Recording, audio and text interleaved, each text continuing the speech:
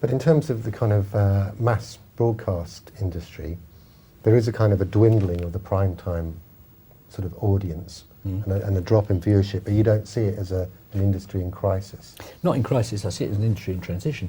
It's interesting, I was looking at the other day, if you actually look at the year-on-year drop in primetime audiences, it almost exactly parallels, even by demographic, interestingly, the drop of audiences for tabloid newspapers, national tabloid newspapers. There is this drift.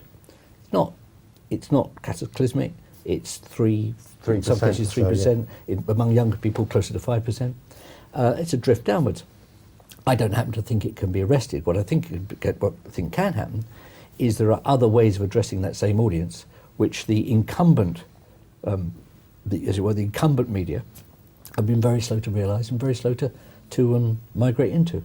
I think to his credit, Rupert Murdoch wasn't exactly quick off the mark getting into digital, but once he did, he made a very significant investment and has continued to plough money into it.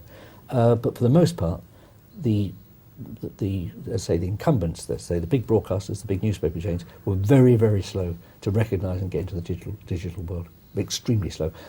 Nothing new there, incidentally. It's always been the pattern. You know, in a well-run world, the great theatre owners, the vaudeville should have owned cinema. Cinema should have owned television, and should have owned radio. The incumbent always sees the new technology as a threat, not an opportunity. And at the time it gets around to recognising the opportunity, it's often too late. But it's kind of, if you look at ITV, for instance, they've sort of assembled quite an impressive management team. They're in problems due to kind of various sort of bad press issues and a loss of trust, which they seem to have recovered from quickly. Do you think that they can turn things around in terms of content, or do you see them as an incumbent that don't see the opportunity of new media? I think Michael Grade is as good as it gets in terms of someone who understands both the pluses and the limitations of the broad broadcast media. So in fact they are, for the time being at least, being led by someone who's very savvy, understands audiences, has got no illusions, and will deliver a decent job to the ITV shareholders. There are bigger problems. I mean, I slightly disagree with you. I don't think they've recovered or are likely to recover for a while on the trust issue, on the telephone charges. But they made an extraordinary error, and not just they, incidentally, all the broadcasters. They actually made two errors.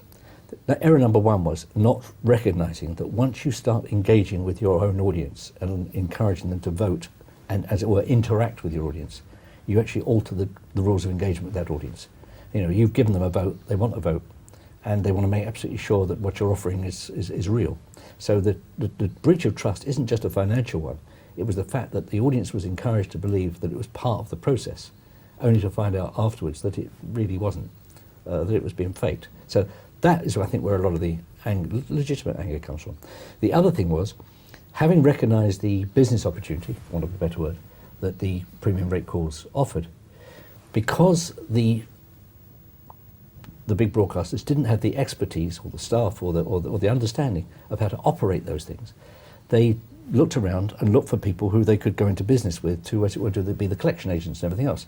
Unfortunately, that is not a particularly savoury business. I mean, Ixtis, who is the regulator for premium phone lines, was already looking very hard at a lot of exactly the same people that, of course, that ITB and everyone else went into business with. So, first of all, they chose very poor partners whose sense of ethics and trust was woefully distant from their own. They did it because they didn't have the staff or the business plan, as it were, to accommodate what they're going to. And thirdly, and I think long term, the biggest single problem is they didn't understand that they were altering the manner of the nature of the relationship they have with their own audiences.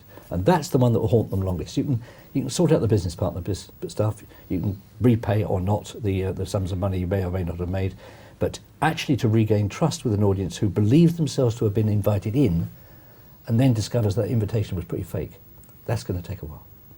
It's just interesting, there's a service called Brand Index that tracks ITV, and they have an index called, it's its buzz rating, and that kind of, it's a sort of a metric for trust, and that actually recovered really, really quickly, surprisingly quickly, and it sort of had two dips from recent events. Well, I mean, listen, I was in a taxi in Manchester on Monday and talking about it to the cab driver, and he said, yeah, got to admit, it was a great scam, wasn't it?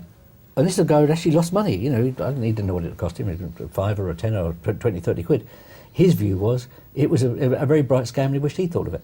So now that's a different problem. That's a kind of a deep underlying problem, that have we managed to produce a society that, and this is not unparalleled in the world, that sees a kind of legitimacy in scamming.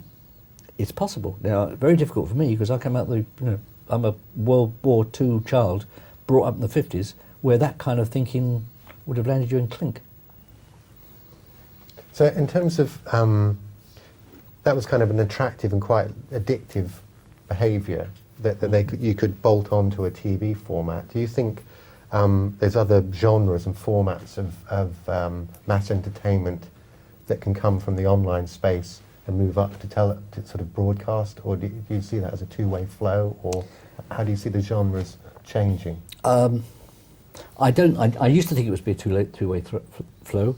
I'm now really questioning that. I'm not actually sure that either the talent or the will exists in the major off-air broadcasters to fully engage with the online opportunity or the interactive or digital opportunity, whichever phrase you want to use.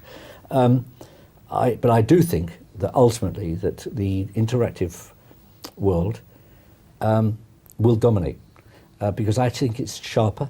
I think it's more in tune with the way people are and what people's expectations are. People, as I tried to say in the speech this morning, people are gregarious. They do have expectations of interactivity is not an odd thing. Interactivity is the normal thing. It's actually television that's the odd thing. This notion that you passively watch some other people doing something and don't have either relationship with them or an engageable response to them other than turning it on or turning it off. That's odd. Interactivity is normal. So I think that that the ability of people who understand the interactive world to gauge behaviours, to understand behaviours, and indeed eventually influence behaviours, is far greater than has existed in broadcast television.